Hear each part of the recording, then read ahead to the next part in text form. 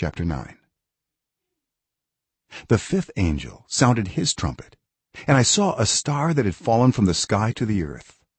The star was given the key to the shaft of the abyss. When he opened the abyss, smoke rose from it, like the smoke from a gigantic furnace. The sun and sky were darkened by the smoke from the abyss, and out of the smoke locusts came down on the earth and were given power like that of scorpions of the earth. They were told not to harm the grass of the earth or any plant or tree, but only those people who did not have the seal of God on their foreheads. They were not allowed to kill them, but only to torture them for 5 months. And the agony they suffered was like that of the sting of a scorpion when it strikes. During those days people will seek death, but will not find it. They will long to die, but death will elude them.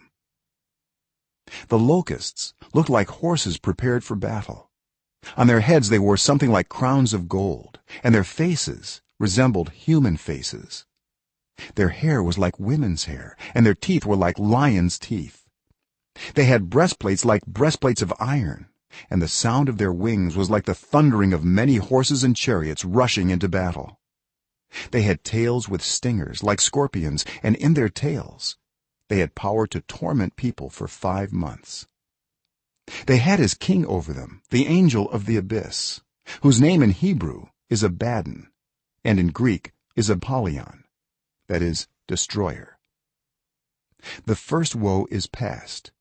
2 other woes are yet to come. The sixth angel sounded his trumpet, and I heard a voice coming from the 4 horns of the golden altar that is before God. It said to the sixth angel who had the trumpet, "Release the 4 angels who are bound at the great river Euphrates." And the 4 angels who had been kept ready for this very hour and day and month and year were released to kill 1/3 of mankind. The number of the mounted troops was twice 10,000 times 10,000.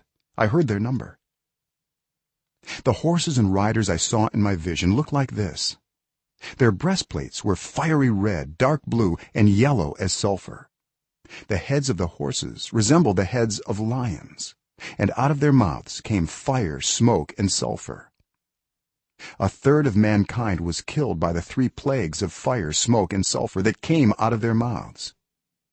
The power of the horses was in their mouths and in their tails, for their tails were like snakes, having heads with which they inflict injury. The rest of mankind who were not killed by these plagues still did not repent of the work of their hands. They did not stop worshiping demons and idols of gold, silver, bronze, stone, and wood, idols that cannot see or hear or walk. Nor did they repent of their murders, their magic arts, their sexual immorality, or their thefts.